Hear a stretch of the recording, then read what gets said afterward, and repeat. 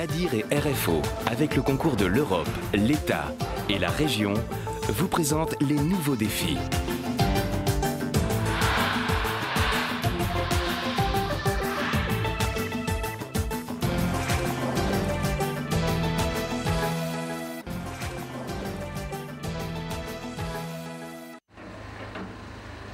Depuis le mois de juin, c'est un balai incessant de pelles et de camions qui anime le lit de la rivière Saint-Denis. Une dizaine d'hommes est à l'œuvre. Et comme pour tout chantier, il faut baliser le terrain avec ici une donnée particulière, la présence de l'eau. On évacue l'eau ici pour balancer ensuite derrière dans une tranchée qui existe. Il y a 2 tamis pour tamiser, pour filtrer l'eau.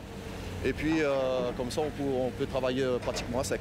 Gérer l'eau de la rivière, c'est toute la difficulté de ce chantier. Mais les ouvriers présents en ont vu d'autres. Leur spécialité justement, les travaux fluviaux et maritimes.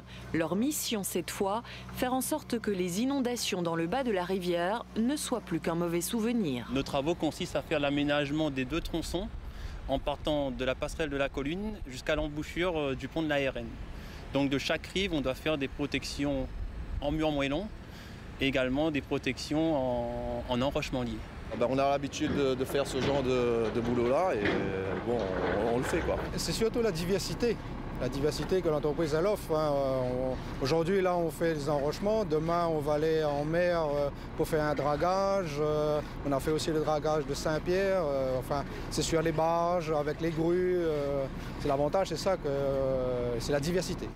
Endiguement, barrage, terrassement, le travail est effectivement varié au sein de cette société de travaux publics. Une société pas comme les autres. Son créneau, ce sont les travaux spéciaux. La spécificité de nos métiers, c'est souvent de travailler avec les éléments.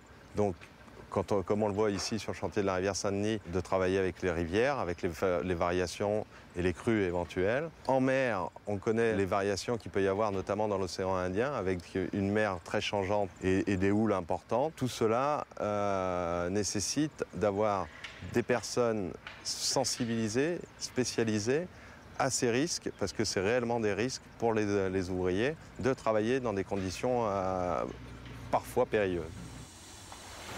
C'est sans conteste le dernier chantier phare de l'entreprise, la construction de l'embarcadère de Saint-Paul. Les travaux ont démarré en avril 2008. Ils se poursuivent aujourd'hui encore avec l'aménagement d'une place située devant l'embarcadère. La phase finale des travaux est bien amorcée. La livraison est prévue d'ici la fin de l'année. C'est une première, faire un embarcadère à La Réunion, c'est une première. Sur toute la partie première tranchée, on a fait du béton dans l'eau, donc c'était pas évident, quoi. Faire des poutres sur l'eau comme ça, c'est pas évident, quoi. Avec mon supérieur, donc on a fait du bon boulot. Et pourtant, le chantier comprenait de nombreux défis. Le plus important, le plus difficile, était une fois encore de dompter les éléments. Ici, l'océan Indien. L'embarcadère est fondé sur des pieux qui sont battus en mer à une profondeur d'une douzaine de mètres. Donc il faut pouvoir envoyer une machine de l'ordre de 50 tonnes plus ses équipements pour réaliser le battage. Et pour cela, il existe plusieurs techniques. Nous, on a retenu la technique d'une estacade provisoire, c'est-à-dire en fait un ponton de travail réalisé en parallèle du ponton définitif. Et dès qu'on attaque des travaux en mer, l'ingénieur se fait aussi météorologue. On est effectivement tributaire de tous les phénomènes de houle, de tempête, évidemment de cyclones. Donc il faut à tout instant avoir les moyens de replier le chantier en cas d'annonce de très forte houle, de façon à ne pas prendre le risque de perdre le matériel en mer, ce qui serait une catastrophe évidemment. Le matériel justement, pas de chantier sans engin. Et pour effectuer des travaux fluviaux ou maritimes, l'équipement doit être approprié. Nous sommes au siège de l'entreprise, au port. C'est ici que les chantiers se préparent. Nous sommes sur la plateforme qui regroupe un petit peu les éléments un peu spéciaux pour effectuer des tâches assez particulières. Donc notamment ici, on peut voir une dragline pour faire du dragage dans l'eau.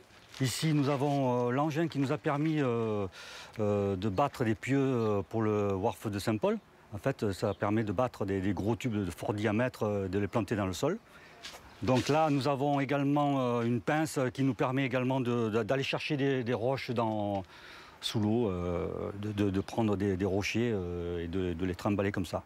À côté de l'atelier, l'administration. La société emploie 32 personnes à La Réunion. Créée en 1993 par un ancien plongeur, elle est aujourd'hui l'une des filiales du groupe métropolitain Sartorius. Cela fait 3 ans qu'elle est dirigée par Richard Carton. Avec son équipe, il a œuvré sur plusieurs grands chantiers du département. On a travaillé beaucoup sur la route du littoral pour sécuriser non pas la falaise mais le pied de falaise. On a terrassé, curé les fosses entre les gabions et la falaise avec un chantier très périlleux sous les chutes de pierre avec une veille permanente et des ouvriers, je dirais, avec le cœur bien accroché pour aller réaliser ces terrassements. Autre fierté de la société, le balisage de la réserve naturelle marine et la mise en place de bouées en mer pour délimiter les zones protégées. Un chantier hors norme mené par des plongeurs spécialisés qui illustre l'un des champs d'activité de la société, celui des travaux sous-marins. Il constitue véritablement la marque de fabrique de l'entreprise. Une société aujourd'hui dans l'attente, comme beaucoup d'autres, de nouveaux grands projets dans le secteur des travaux publics.